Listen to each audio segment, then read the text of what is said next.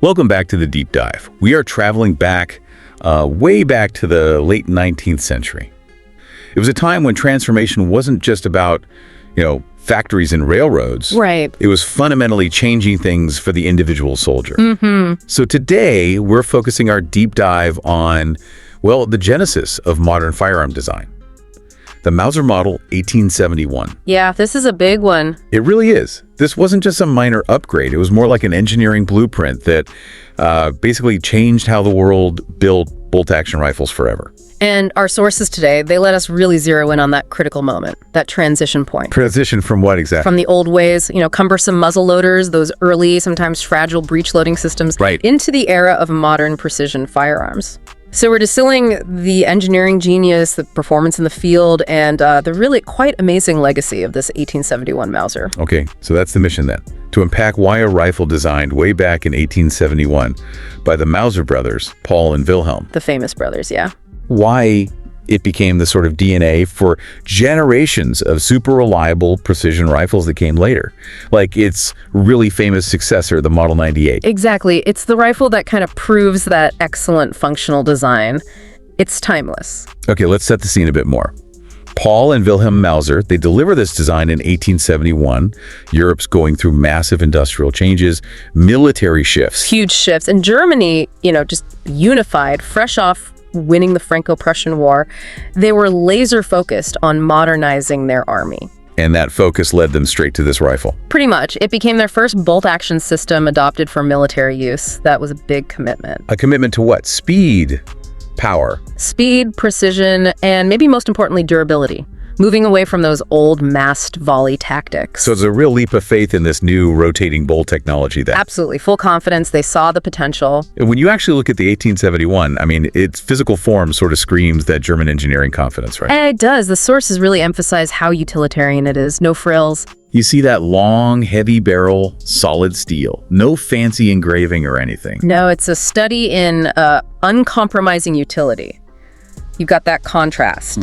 The polished, beautifully machined metal parts, the action, the sights, set against that sturdy, practical, oil-finished walnut stock. Yeah. Every line has a purpose. It has this commanding presence, but it comes directly from its function, its promise of reliability. That's it. Functional elegance. It really reflects an era where innovation still meant serious craftsmanship.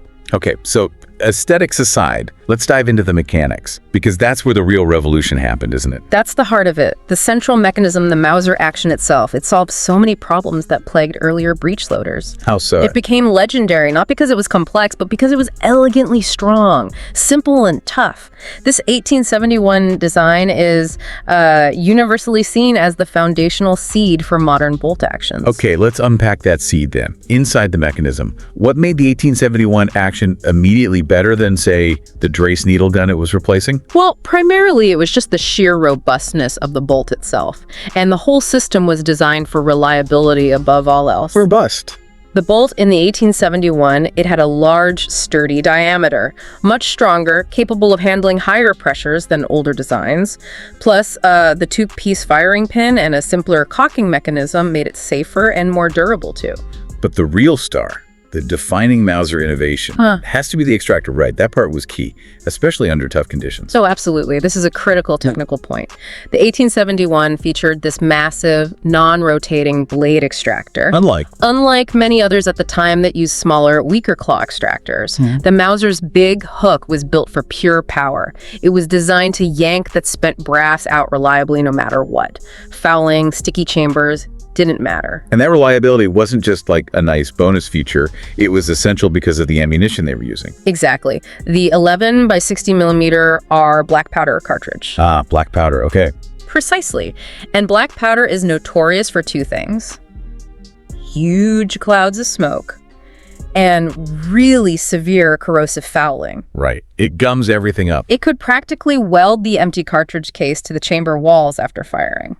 So if your extractor failed, your rifle's useless. A single shot, essentially. Exactly. The Mauser action with that monster extractor, it just ensured the soldier could keep reloading, keep firing, even after dozens of shots in dirty conditions. So it sounds like the engineering was almost dictated by the limitations of the propellant. It had to be tough. It absolutely did. But, okay, if this action was so foundational, Why did they replace it? Just, 20 years later, we start seeing the run-up to the Mauser 98. What were the limitations of the 1871? That's the interesting technical tension, isn't it?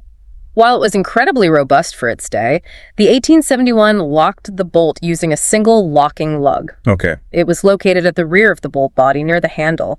And as armies started switching to smaller caliber, much higher pressure smokeless powder cartridges in the late 1880s.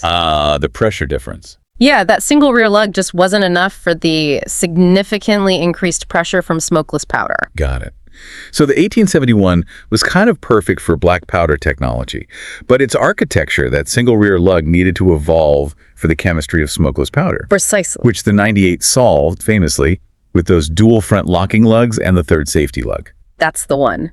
But for 1871, for its time and its ammunition, this setup was optimal. Simple to make, strong enough for the job. The peak of engineering for its specific operational needs. Exactly. And, there's one last sensory detail the sources mention. Because the action is so simple and robust. Yeah. When you cycle that bolt, enthusiasts often describe the sound as like pure mechanical music. Huh. You can hear the precision. You really can. You hear that commitment to getting it right. You hear the roots of modern design clicking into place. Okay, let's connect this function, this mechanical excellence, to battlefield performance. That 11 by 60 millimeter round was big. Heavy. Oh, yeah. A powerful, large caliber cartridge. It was designed for long-range shooting. So the combination of that heavy bullet and the long, stable barrel. It wasn't about spraying bullets quickly. No, not at all. It was about maximizing the power, the accuracy, and the consistency of every single shot. And that consistency, that was the edge in open field combat back then. Absolutely. Our sources highlight how that reliability and the stability of the rifle let soldiers effectively hit targets reliably out to several hundred meters. Distances that previous rifles just couldn't manage with the same kind of confidence? Not even close. And if you connect that to the bigger picture of 19th century warfare, well, it drastically changed tactical expectations. How so? Armies couldn't just rely on massed volleys anymore, hoping sheer numbers would make up for inaccuracy and slow reloading. Right. Suddenly, individual marksmanship, enabled by a truly dependable, accurate rifle like the 1871, became a real strategic factor. So the 1871 didn't just give the soldier a better tool. It actually changed their role on the battlefield. Yeah. From just a guy in a line to an effective long-range shooter. You can definitely argue that. It empowered the individual soldier in a new way. Okay, so we've covered the history, mechanics in detail, the military impact, but here's where it gets really interesting for me. The legacy. How it lived on beyond just being a weapon. Well, the Mauser action itself quickly became a global standard. Because of the Model 1871, the name Mauser became famous worldwide, synonymous with durable, accurate shooting. Right. The whole architecture, it laid down the rotating bolt, that strong extractor, the feeding system, it influenced pretty much the entire landscape of firearms that followed. Hunting rifles, sniper systems, you name it. Which leads to the question, why do people, collectors, historians, even modern gunsmiths, look at this thing, this piece of technically obsolete military hardware, and see more than that? Why is it revered? I think because it's recognized as a masterpiece of function. The 1871 just represents this perfect moment where complex problems were solved with really elegant, simple engineering. Form following function perfectly. Exactly. Its presence just commands respect because of how well it did its job.